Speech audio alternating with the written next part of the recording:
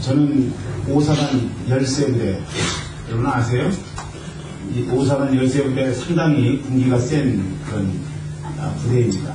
모든 남성들은 자기가 가장 군기가 센 부대에서 근무했다고 다들 이야기하는데 정말로 열세부대는 군기가 센 부대입니다. 그곳에서 1983년도에서 1985년도까지 근무를 했으니까 지금 상당히 시간이 많이 지난 세월이죠. 여러분 군대 생활의 하이라이트는요 6.25 훈련이라고 생각을 합니다. 나는 군대에서 6.25 훈련을 3년 동안 근무하면서 6번 받았다, 7번 받았다. 하나의 6.25 훈련 받은 것이 또 자기의 닉네임이 또 이력이 될 수도 있습니다. 어쨌든 저도 6.25 훈련을 받아보았습니다. 자대 배치 받은 지 얼마 안 돼서 훈련이 있었기 때문에 6.25 훈련을 받게 됐는데 그 6.25 훈련 하게 되면은 여러분 굉장히 힘이 들죠. 겉보기에는 6.25 훈련 멋있는 것 같아서 해병대에 자원하는 그런 정신없는 친구들도 있습니다만 어쨌든 여러분 이 6.25 훈련이라고 하는 것이 보통 일은 아니라고 하는 것입니다. 앞으로 굴러, 뒤로 굴러, 옆으로 굴러, 또 김밥말이 이런 거 하면은요 상당히 어려워요. 뿐만 아니라 훈련 중간중간에 머리 박아 이렇게 해서 원상폭격을 하기도 합니다. 그런데 그냥 두 손 쥐고 이렇게 하면은 괜찮은데 두 손 뒤로 하고 또 한 발 들라고 하면은 머리가 빠질 것 같은 그런 고통이 훈련 받는 이들에게 있습니다. 여러분 뭐니 해도 6.25 훈련의 꽃은 6.25 체조라고 생각을 합니다. 6.25 체조 1번 5번 몇 번? 그러면 이제 훈병들이 전부 다 5번 이렇게 이야기하죠. 그러면은 군기가 안 빠졌음에도 불구하고 조교들은 다 이야기합니다. 군기가 빠졌다, 복장 소리 봐라 이렇게 이야기하면서 몇 번 또 이야기하죠. 그러면은 이제 얼차례를 안 받으려고 훈병들이 전부 다 이제 5번 소리질러 크게 외치게 됩니다. 그런데 이제 조교가 마지막 이 말이 상당히 중요한데 마지막 부분은 붙이지 않는다. 이 이야기를요 크게 하는 것이 아니고 스리슬쩍 넘어갑니다. 그래서 이제 준비 시작하게 되면 이제 1번을 하게 되죠. 하나 둘 셋 하나 둘 셋 둘 이렇게 이제 훈련을 하게 됩니다. 그런데 마지막 5번째 구호는 붙이지 않는다라고 이야기했는데 마지막 구호를 붙이는 그런 고문관들이 꼭 있습니다. 그래서 5번 하면은 어떻게 돼요? 이제 배로 뛰게 되죠. 2배수로 훈련이 뛰게 됩니다. 그래서 이제 10번을 하게 되는 거예요. 그래서 이제 10번을 하게 되는데 10번을 마칠 때쯤에 또 구호를 안 붙여야 되는데 구호를 붙이는 사람들이 꼭 있다는 거예요. 저는 거의 고문관 역할은 해본 적이 없습니다만은 제 동기 또 제 부대원들 중에 그런 고문관들이 상당히 많이 있습니다. 그래서 이제 10번 하고 마쳐야 되는데 또 10을 해가지고 20번으로 뛰게 돼요. 여러분 20분으로 뛰게 되면은요 이제 다음에 또 40번으로 뛰게 되죠. 상당히 이거 피곤한 일이 됩니다. 그래서 이제 19번째에 가게 되면은요 말하지 않아도 19 이렇게 외치게 된단 말이에요. 아마 6.25 훈련 받아보신 분들은 다 생각이 날 거예요. 이렇게 19 할 때 크게 소리 질러서 20번째에는 소리 내지 말라고 이야기를 했음에도 불구하고 그게 지켜져요, 안 지켜져요? 안 지켜진단 말이에요. 고문관들이 있기 때문에 20번 하게 됩니다. 그래서 이제 조교가 20을 외친 그 고문관을 나오라고 하죠. 나오라고 한 다음에 저 나무 위에 올라가서 맴 하라고 이야기합니다. 매미가 여름이니까 매미가 이제 울게 되는 거죠. 그래서 맴 이걸 한 20분 정도 시킵니다. 그러니까 다른 사람 훈련 받고 있을 때 혼자 그냥 나무 위에 올라가서 맴을 하고 있는 거예요. 그리고 나서 이제 휴식하면서 내려오라고 합니다. 내려오라고 한 다음에 노래 일발 장전 어머님 은혜를 부르기 바란다 딱 이렇게 이야기해요. 그러면은 그 나무 위에 올라갔던 20분 동안 맴 했던 그 친구가 나실제케 하면서 이제 크게 울기 시작하죠. 그러면은 여러분 그 훈련 받는 모든 부대원들이 다 울게 된다는 것입니다. 그래서 울음바다가 되는 상황이 되죠. 우리는 늘 어머님 은혜를 부르면은요, 금세 마음이 슬퍼집니다. 어머님 은혜 부르면서 한 번이라도 울어보지 않은 적 없는 사람은 아무도 없을 것이라는 생각을 갖습니다. 힘들어서 인생이 괴로워서 울기도 하고, 정말 내 마음대로 인생이 풀리지 아니하니까 그래서 울기도 하고, 어머님 생각하면서 우리의 마음 가운데 그런 슬픈 마음이 든다는 것이죠. 왜 우리는 우리의 부모님들을 생각하면 금세 슬퍼지고 눈에 눈물이 맺혀질까요? 그것은 다름이 아니라 우리의 부모들이 마음의 고향이기 때문이라고 저는 생각을 합니다. 그래서 사랑하는 형제 자매들, 우리가 우리의 부모들에게 잘해야 됩니다. 잘해야 돼요. 살아계실 때 잘하고 잘 모시는 은혜가 저는 있기를 소망합니다. 오늘의 말씀은요, 이에 관한 거예요. 말씀을 통해서 여러분 모두 다 부모님 잘 모시는 은혜가 있기를 주의 이름으로 간절히 축원합니다. 부모님 잘 모시라고 하니까 어떤 분들은 시부모는 안 모셔도 되겠지 이렇게 생각하는 단순한 사람들이 있습니다. 시부모도 잘 모셔야 돼요. 왜? 내 사랑하는 남편의 부모님이니까. 내 남편을 낳아주셨으니까 잘해야 돼요. 목사님 모르셔서 그래요. 내가 얼마나 고통당했는 줄 아십니까? 여러분, 제가 고통당한 분들의 이야기를 많이 듣습니다. 내가 어떻게 시집살이 했는가 그 이야기를 들어요. 정말 안타깝고, 그런 시어머니가 어디 있나 하는 그런 마음이 들지만은요, 그래도 여러분 또 내 남편의 부모님이니까 잘해야지 하는 마음으로 잘할 수 있게 되기를 원합니다.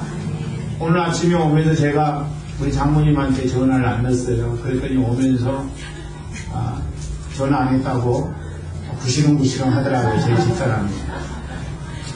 제가 그래서 들으라고 천국에 계시는 우리 아버지 어머니한테 전화했습니다. 아버지 어머니 행복하시죠? 그러면서 이야기를 했더니 장모님에게 못하는 남자 아무리 어머니 아버지에게 잘해도 그거 소용없다고 이야기하더라고요.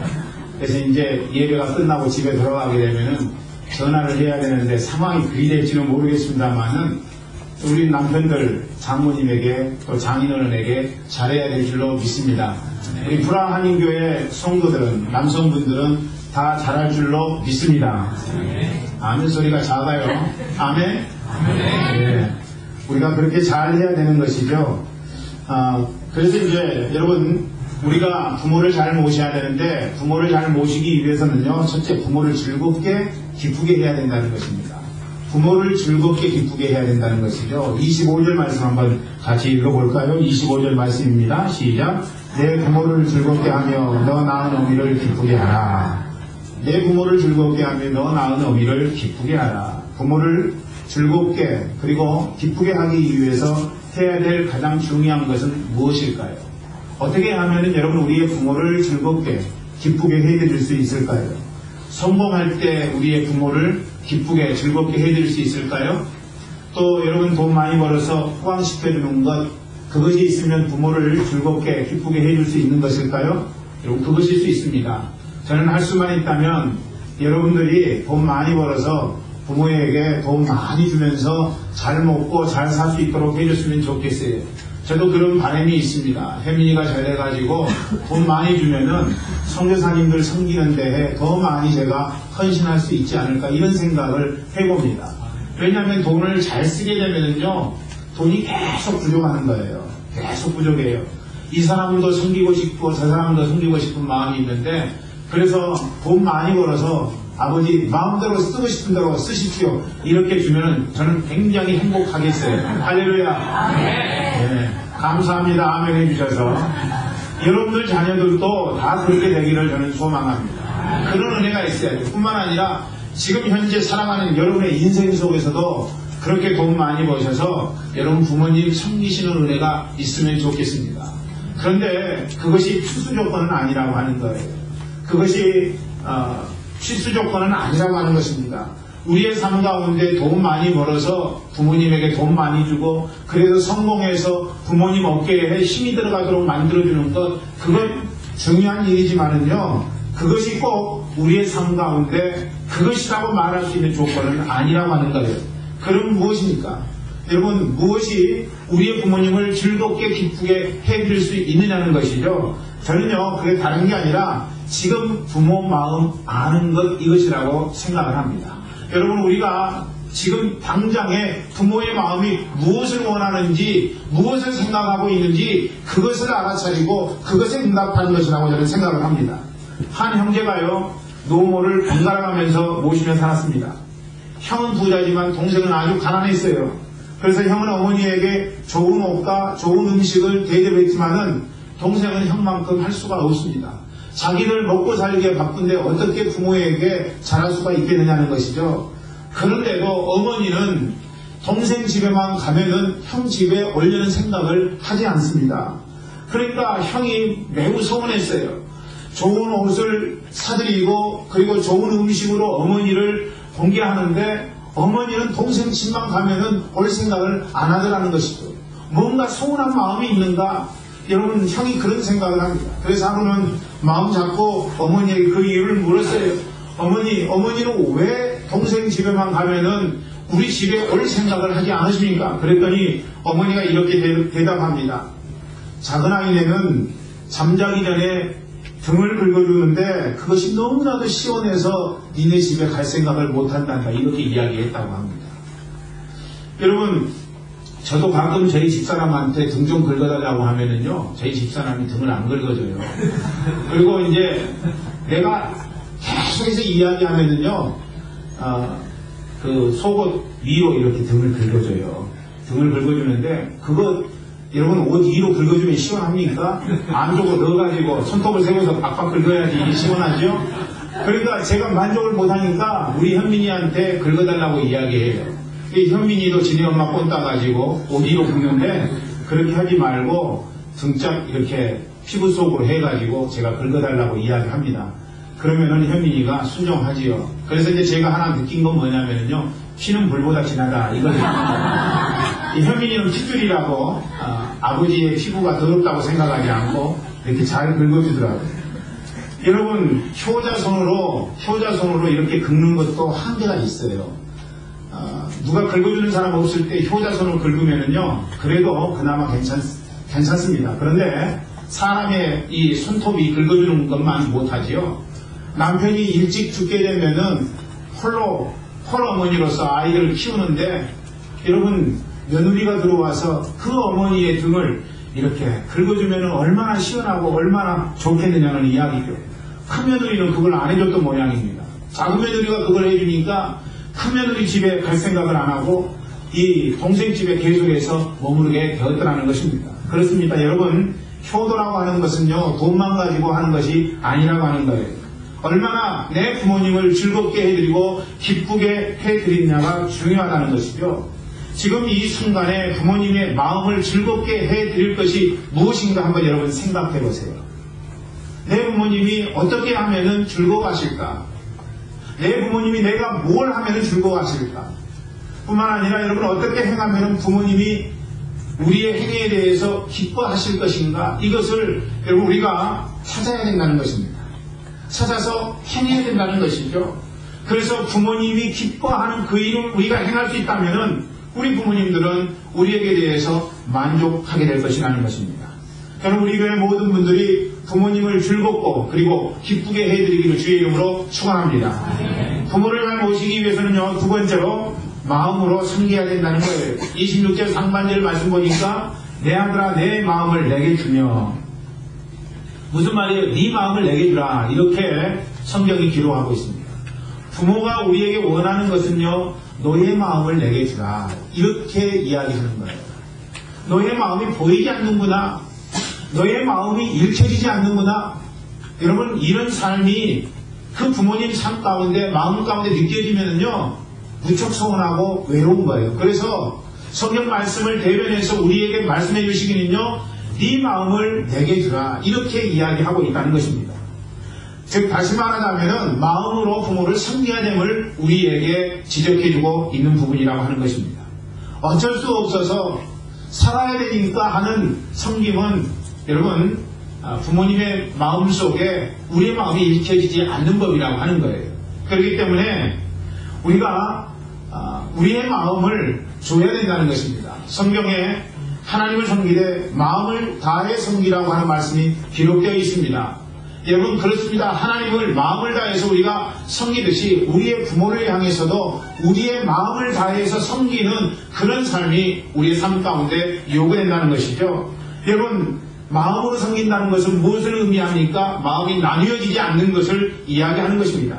마음이 나뉘어지지 않는다는 것은요 100%의 마음으로 부모를 섬긴다는 그런 의미가 아니겠습니까? 우리의 마음이 좌우나 우로나 치우치지 아니하고 100% 부모님을 섬길 수 있는 그런 섬김이라면은 부모님이 우리의 섬김을 통해서 우리의 마음을 알 것이고 부모님을 향해서 사랑하는 우리의 마음을 느끼게 될 것이라고 저는 생각을 합니다. 그러므로 오늘 우리가 해야 될 마음은요 100%의 마음으로 부모님을 섬기는 것이라는 것이죠. 조선시대 인조가 서울을 떠나서 개성을 방문하게 되었습니다. 개성에 임금이 온다는 소문이 온 사방군데 들리게 됩니다. 어느 병성의 어머니가 아들에게 임금이 온다는 소식을 듣고 청을 하게 되죠. 내가 임금님 백성으로 죽기 전에 이제 임금님 영화를 한번 봤으면 좋겠는데 아들아 부탁한다 이렇게 청을 했다고요. 아들은 그래서 어머니가 청하는 그 청을 듣기 위해서 50리 길을 어머니를 업고 그리고 임금님이 오신다는 그 길가로 나아가게 됩니다. 멀리서 보니까 임금이 보니까 인조가 보니까 어떤 한 아들이 어머니가 거동이 불편한데 자기를 보게 하기 위해서 애쓰는 장면이 들어오게 됩니다. 마음속에 감동이 왔어요. 그래서 인조 임금이 신하들을 시켜서 저 효자 아들을 어머니와 함께 궁으로 드리라고 이야기를 합니다. 신하들이 그 이야기대로 궁으로 드렸어요. 그 효자 아들에게 인조 임금이 금 100냥 쌀 한 섬을 선물로 상으로 주었다고 합니다. 야사에 나오는 이야기예요. 이 소식을 들은 불효자가 자기도 그런 상을 얻기 위해서 어머니를 업고 길가로 나가 왕을 뵙게 하였습니다. 왕은 역시 또 불러서 상으로 그 불효자에게 금 1변량을 선물로 주게 됩니다. 신하들이 뭐라고 이야기해요? 임금님 저놈은 원래 불효자입니다 이야기합니다. 인조가 그 이야기를 듣고 나서 이렇게 이야기를 했습니다. 흉내내었더라도 효도라고 하는 것은 너무나 좋은 것이다. 할렐루야. 흉내만 내더라도 좋은 것이라는 거죠. 그런 거로 상을 주라 이렇게 이야기했다고 합니다. 흉내만 내었더라도 좋은 거니 주라. 이 말에 여러분 그 불효자는 마음을 거쳐놓습니다. 그리고 진짜 효자가 되었다고 합니다. 흉내만 내도 좋은 효도. 여러분 그렇게 흉내만 하는 것이 아니라 우리의 마음까지 실어서 우리의 부모님을 섬길 수 있다면은 여러분 너무나도 아름다운 가정, 너무나도 행복해하는 부모님의 삶이 되지 않겠는가 그런 생각을 갖습니다. 저는 우리 교회 모든 분들이 마음으로 부모님 섬기기를 주의 이름으로 축원합니다. 세 번째로 부모를 잘 모시기 위해서는요 부모님 길을 본받아야 되는 거예요. 26절 하반절 보니까 뭐라고 기록되어 내 눈으로 내 길을 즐거워할지어다. 네 눈으로 내 길을 즐거워할지어다. 부모가 하는 이야기예요. 자녀에게 하는 이야기가 네가 네 눈으로 나를 보면서 나의 걸어왔던 삶을 즐거워했으면 좋겠다. 이게 이제 성경이 우리에게 주시는 말씀이죠. 만약 우리 자녀가 지금까지 걸어온 우리 부모의 삶을 부끄러워한다면 어쩌겠습니까? 그것처럼 고통스러운 일은 없으리라고 생각을 합니다. 우리의 자녀들이 우리 부모는 뭐 저런 인생을 살았는지 모르겠다고 이야기를 하면은요, 그건 정말로 불행한 일이에요. 여러분, 우리가 이 땅에서 아무리 성공했더라도 우리 자녀에게서 인정받지 못하는데 그 누구에게 인정받을 수 있겠느냐는 이야기입니다. 저는 사춘기 때에 우리 부모님을 상당히 부끄러워했습니다. 이유는 다른 거 아니에요. 돈이 없었기 때문에 그랬어요. 돈이 없었기 때문에, 가난한 것 때문에, 또 없이 사는 것 때문에 우리의 부모에 대해서 남 앞에 서게 하는 것에 대해서 부끄러웠어요. 그런데 철들고 보니까 가난한 것은 아무것도 아니더라고요. 할렐루야.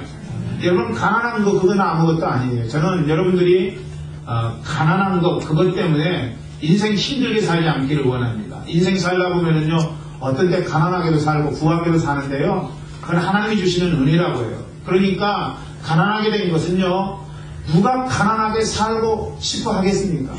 가난하게 살고자 하는 사람은 아무도 없어요. 그런데 인생 살면서 가난할 수밖에 없는 그건 어찌 하겠느냐는 것이죠. 여러분, 우리 부모님은요, 한 번도 자식을 사랑하는 그 길에서 벗어난 적이 없습니다. 그러게 저는 우리 부모님의 길과 선택, 그분들의 살아온 생을 철두고 나서는 사랑하게 되었습니다. 물론 부모들도 무언가 잘못 살았다고 하는 후회를 할 수 있습니다. 그렇지 않겠습니까? 아, 내가 인생 잘못 산 것 같아요. 또 그런 고백을 자녀들 앞에서 할 수도 있습니다. 그때 우리 자녀들은요, 어머니, 아버지 잘 살아오셨고 인생을 성공적으로 살아오셨습니다. 그 증거가 뭐냐면 내가 부모님을 존경하기 때문에 그렇습니다. 사랑하는 형제자매 여러분, 우리의 부모님에게 당신을 존경합니다. 당신을 사랑합니다. 이 고백을 우리 입술로 벌려서 우리 부모님 앞에 해야 된다는 것이죠. 그렇게 말해줘야 된다는 거예요. 효도라고 하는 것은요, 부모에게 뭐 그따위로 살았느냐고 말하지 않는 것입니다. 그런데 이 땅을 살아가면서 의외로 많은 사람들이 자기의 부모를 향해서 정말로 인정하지 아니하고 우리 부모는 형편없는 삶을 살았다라고 그렇게 이야기하는 경우가 상당히 많이 있다는 것입니다. 부모님들도 자녀에게 훌륭하게 살았다는 말을 듣고 싶어 하세요. 아멘. 그렇기 때문에 여러분, 우리의 입술을 벌려서 어머니 훌륭하셨습니다. 아버지 대단한 인생을 사셨습니다. 라고 우리가 그렇게 인정해주고 이야기하는 것이 필요하다고 하는 것입니다. 저는 우리의 자녀들, 이 자리에 있는 자녀들이 우리 부모님을 향해서 그런 고백이 있기를 주의 이름으로 간절히 축원합니다. 그렇게 해야 돼요. 여러분, 그렇게 해야 됩니다. 아브라함 링컨의 아버지는요, 구두수선하는 사람이었습니다. 아브라함 링컨 자신도 초등학교 다니다가 말 정도로 이 학문이 약한 그런 사람이었습니다. 그 당시 지식 많고 돈 많은 귀족들이 아브라함 링컨을 많이 헐뜯었어요. 뭘 헐뜯었습니까? 부모님이 구두방 했다, 이거 헐뜯었고요. 그리고 공부도 제대로 안 한 사람이다, 이렇게 많이 헐뜯었습니다. 그가 대통령이 되고 나서 처음으로 상원의원회에 나가서 연설을 하게 됩니다.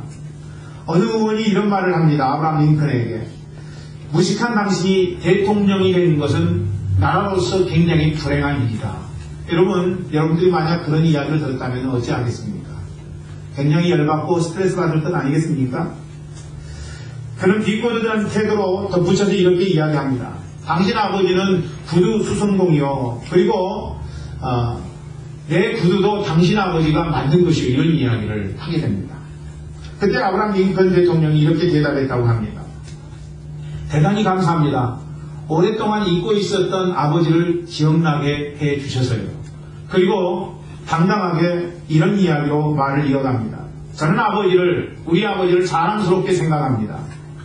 우리 아버지는 자기가 맡은 직업에 충실했고 그리고 구두를 잘 만드는 분이셨습니다. 나는 우리 아버지에게 완벽하지는 않지만 구두 만드는 법을 배웠습니다. 그렇기 때문에 당신의 구두가 고장이 나면은 나에게 오십시오. 내가 얼마든지 당신 구두를 수선해 줄 수 있습니다. 할렐루야. 여러분, 이런 여유, 이런 넉넉함, 여러분, 이것이 링컨 대통령으로 만든 그런 자질이라고 저는 생각을 합니다. 그러면 여러분, 우리가 부모를 섬기라고 명령하신 하나님의 의도는 무엇일까요? 하나님이 우리에게 부모를 섬기라고 한 이유가 분명히 있다는 것입니다. 첫째로는요, 뭐냐면은 눈에 보이는 부모를 섬겨야만이 눈에 보이지 않는 하나님을 섬길 수 있기 때문에 하나님께서는 우리에게 부모를 섬기라고 말씀해 주셨다는 것이죠. 부모에게 순종하고 공경하라고 하는 것은요, 하나님의 명령입니다. 만약 우리가 하나님의 명령 앞에 응답하지 않으면 우리는 하나님 아버지 앞에 죄를 짓는 것이 될 것입니다. 그러기에 우리는 우리 눈에 보이는 부모를 섬겨야 된다는 것이죠. 그럴 때 여러분, 우리가 온전하게 우리의 생명을 주관하시는 하나님 앞에 응답할 수 있는 삶이 된다는 거예요. 두 번째로는요, 왜 하나님께서 우리에게 부모를 섬기라고 말씀하셨느냐면요, 인간의 죄 중에서 가장 무서운 죄가 사랑에 대한 배신이기 때문에 그렇다는 것입니다. 하나님 사랑은요, 무척 크신 사랑입니다. 그런데 그 사랑 배신하면요, 멸망받습니다. 동일하게 우리는요, 부모님 사랑을 얼마나 많이 받았어요. 그래서 우리가 어머니 문에 부를 때 그 어머님 생각하면 눈물이 나오는 거예요. 진작이 많은 자리 전혀 배이지 아니하시고 우리를 위해서 수고하시고 애써주신 우리의 부모님 아니겠느냐는 이야기입니다. 그 부모의 사랑을 배신하는 자는요 죽어서 마땅하다는 것이죠. 성경이 그렇게 이야기하고 있습니다. 성경이 효도하지 않는 자에 대해서, 부모의 사랑에 대해서 배신하는 자에 대해서 어떻게 이야기하고 있습니까? 출애굽기 21장 15절 17절 말씀 한번 보세요. 여러분 뭐라고 말씀하고 있어요? 우리 같이 말씀을 읽어보죠. 시작. 자기 아비나 어미를 치는 자는 반드시 죽일지니라. 그 아비나 어미를 저주하는 자는 반드시 죽일지니라. 여러분 자기의 부모를 저주하면은요 자기의 부모를 치면은 죽이라고 이야기하고 있다는 것입니다. 그렇기 때문에 우리는 만약 구약시대에 우리가 살고 있었다면요 돌에 맞아 죽었을 인생이라고 하는 것입니다. 하루 한 날 우리는 얼마나 부모에게 불효를 하고 있습니까? 요즘 부모 때리는 못난 자들도 있어요. 심지어는 부모를 죽이는 자들도 있지요. 여러분 부모를 저주하는 사람들이 그렇게 많아요. 내 인생이 이렇게 비참하게 된 것은 부모 때문이라고 이야기하는 사람들이 얼마나 많이 있습니까? 여러분 저는 그런 사람들을 볼 때마다 안타까워요. 자기 자신의 인생이 이렇게 된 것이 왜 부모 때문에 그렇습니까? 이 땅을 보세요. 여러분 제대로 해주지도 아니하고 또 형편이 어려워서 마음은 있지만 자녀들에게 안타까움으로 응답하는 부모들이 얼마나 많이 있어요. 그런데 그런 부모님 사랑 깨닫고 이 땅 위에서 성공하고 인생을 아름답게 살아가는 인생들이 얼마나 많이 있느냐는 거예요. 부모가 잘해줬음에도 불구하고 배은망덕한 일을 하는 사람들이 이 땅에 그렇게 많이 있어요. 저는 오늘 이 자리에서 하나님 앞에 예배하는 여러분들이 그런 안타까운 자녀들이 되지 않기를 주의 이름으로 축원합니다. 부모를 때리고 저주하는 삶, 그것은 성경이 죽여야 된다고 이야기하고 있는 것이죠. 레위기 20장 9절 말씀도 이런 말씀으로 경고하고 있습니다. 20장 9절 말씀 읽어보죠. 시작. 만일 누구든지 자기의 아버지나 어머니를 저주하는 자는 반드시 죽이리니 그가 자기의 아버지나 어머니를 저주하였은즉 그의 피가 자기에게로 돌아가리라. 여러분 부모를 저주하면은 그 피가 자기에게로 돌아간다는 거예요. 피가 자기에게로 돌아간다는 말은 무슨 말입니까? 죽음의 고통을 경험한다는 것 아니겠습니까? 그 피가 자기에게로 돌아가는 상황을 그래서 우리가 만들어서는 안 된다는 것이죠. 잠언 30장 17절 말씀에도 보니까 무시무시한 말씀이 기록되어 있어요. 이 말씀 읽어보죠. 시작. 아비를 조롱하며 어미 순종하기를 싫어하는 자의 눈은 골짜기에 까마귀에게 쪼이고 독수리 새끼에게 먹이리라. 눈이 어떻게 된다고요? 골짜기에 까마귀에게 쪼인다고 이야기하고 있습니다. 그러니까 부모에게 효도하지 않는 자의 삶은요 까마귀에게 여러분 쪼인 눈이 빠지는 그런 고통을 경험하게 된다는 것입니다. 뿐만 아니라 독수리 새끼에게 먹인다는 거예요. 독수리 다 성장한 그 독수리에게 여러분 쪼이는 것이 아니라 독수리 새끼에게 먹히게 된다고 성경이 이야기하고 있어요. 얼마나 자존심 상하는 일이에요. 독수리 새끼에게 먹이는 일이에요. 여러분 그래서 저는 우리 교회 모든 분들이 부모님을 잘 섬기고 하나님도 잘 섬길 수 있는 은혜 안에 날마다 거하기를 주의 이름으로 축원합니다. 세 번째로 부모에게 효도하면은요 복을 많이 받기 때문에 우리 주님께서 부모에게 섬길 것을 말씀하신 것입니다. 부모에게 효도하면은요 어떤 복을 우리가 누릴 수가 있습니까? 여러분 첫 번째로는요 부모에게 효도하면은요 이 땅에서 장수합니다. 이 땅에서 장수한다고 이야기하고 있어요. 그러니까 부모에게 효도한 사람치고 장수하지 않는 그런 경우가 없다는 것이죠. 에베소서 6장 2절부터 3절 말씀 한번 읽어보겠습니다. 시작. 내 아버지와 어머니를 공경하라. 이것이 약속 있는 첫 계명이니 이로써 네가 잘되고 땅에서 장수하리라. 또 신명기 5장 16절도 동일한 말씀을 하고 있어요. 시작. 너는 내 하나님 여호와께서 명령한 대로 내 부모를 공경하라. 그리하면 내 하나님 여호와가 네게 준 땅에서 네 생명이 길고 복을 누리리라. 여러분 장수하는 은혜를 얻기 위해서 어떻게 해야 되느냐? 부모를 잘 섬겨야 된다는 것이죠. 그러면 이 땅 위에서 빨리 죽고 싶으면 어떻게 해야 돼요? 빨리 죽고 싶으면은 부모를 향해서 저주를 하시라는 거예요.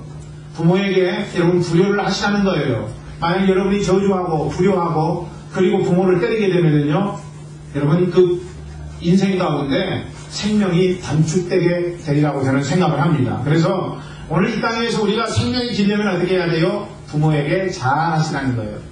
그러면은 이제 여러분들이 생각할 때 그럼 우리 부모는 빨리 죽었는데 그럼 할아버지 할머니에게 불효했나? 이렇게 생각하는 사람이 있는데요. 여러분 그런 의도가 아니죠. 그런 말씀이 아니죠. 어찌되었든 여러분들이 부모에게 잘 하셔서 여러분 생애가 주님 안에서 길고 장수해서 하나님 앞에 많은 영광 돌리는 삶이 되기를 주의 이름으로 축원합니다. 두 번째로 부모에게 효도하면은요 훌륭한 인격자가 된다는 것입니다.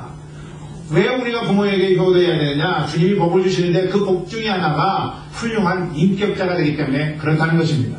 어른을 공경할 줄 모르는 사람은요 훌륭한 지도자가 될 수가 없습니다. 마르틴 루터는 그래서 그의 대요리 문답에서 부모를 네 부류로 나누어서 설명을 합니다.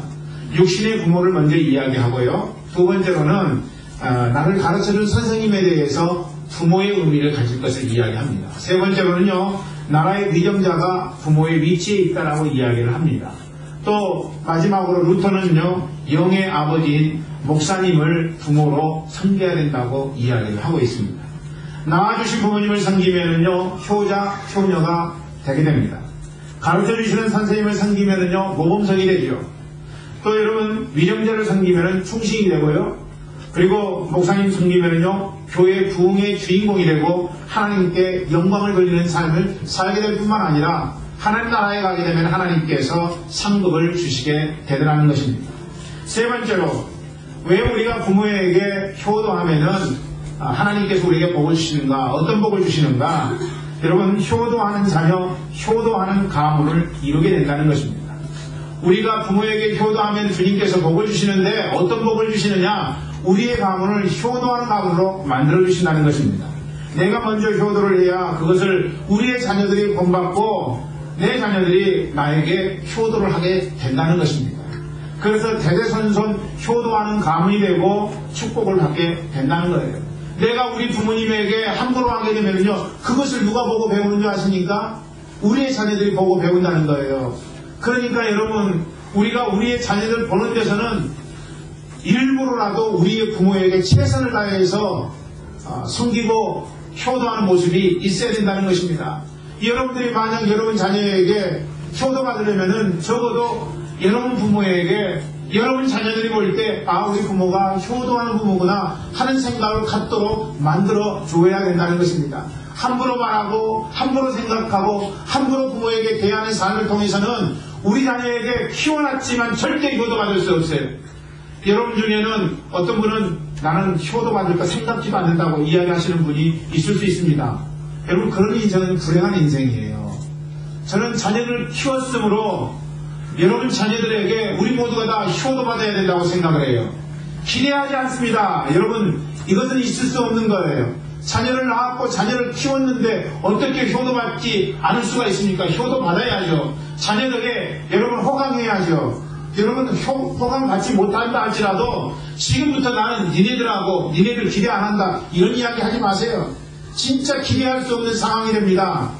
진짜 노인이 되어서 아무것도 하지 못할 그때에 자녀들이 나를 위로해주고 자녀들이 나를 도와주고 자녀들이 나를 섬겨줘야 될 때에 진짜 자녀들이 섬겨주지 아니하는 그런 상황 가운데 우리가 처할 수 있다는 것입니다. 그러므로 오늘 이 땅을 살아가는 귀한 형제 자매 여러분 우리의 자녀들에게 호강받기를 기대하셔야 된다는 거예요.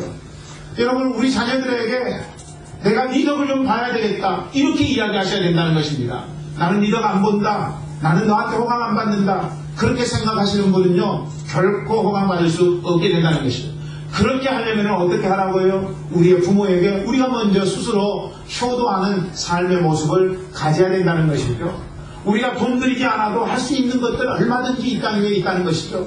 그것들을 우리가 행함으로 말미암아 부모에게 효도하고 그리고 부모에게 효도함으로 말미암아 하나님께서 우리에게 약속하신 복들을 누릴 수 있다면 우리의 인생, 우리의 생애가 얼마나 주님 앞에서 행복한 인생이 되겠느냐 이런 것입니다.